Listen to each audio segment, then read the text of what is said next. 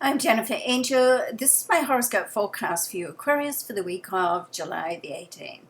Okay, let's have a look at what's going on. We've got quite a bit happening in your opposite sign. This is the area of relationships. We've got Venus in there. Lovely for relationships, beautiful. Let's not forget, Venus is the ruler of love and money, and Mercury also sits in this area. So this is about communication and also promoting yourself. So you want to really, put your best forward with everything, particularly as the sun sits in your solar sixth house. So this is a great time just to think about the image that you're presenting and make sure that you're putting across the image that you want, okay, which can also be different for different areas of your life. Sometimes you have to be just a little bit appropriate as well when we're devising our individual style. Okay, let's get back to your love zone. So with Venus and Mercury here, they do have two interactions. Both of these planets are interacting with Saturn.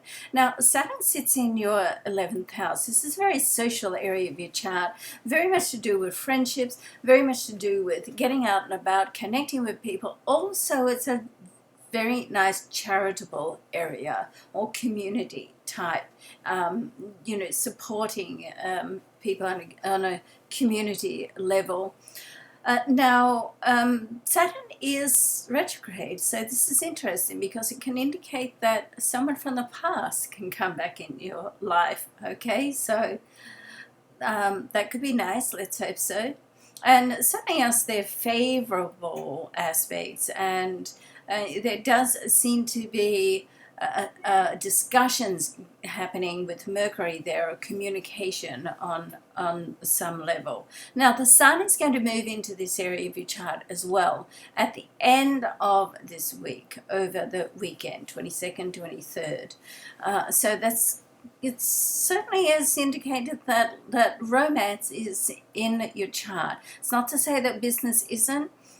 Mars still sits in your solid 10th house, so you're likely to be, busy, hectic, maybe even frantic with work, either looking for work or changing work or just dealing with their everyday responsibilities. But don't forget about love and romance, okay? And it's up to you it's there in your chart.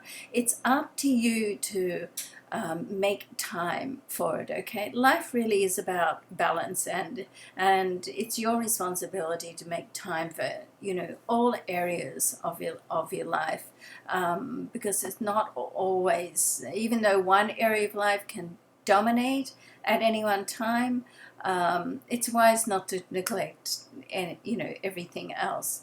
Now, we do have a full moon this week as well, and it's in the sign before you, in the sign of Capricorn. So it's really going to heighten your instincts. It's going to get you really thinking about what it is that where are you in your life. The 12th house is very introspective.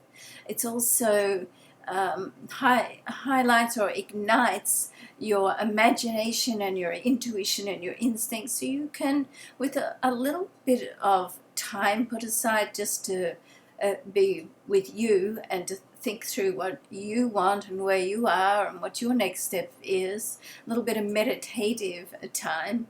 If you're not doing it already on a daily basis, or almost daily basis, then try to do some this week. Or some people say, well, I don't really know how to meditate. Well, just try to have some stillness, because when you're busy all the time, it's like everything, there's no space to think, there's no space to create.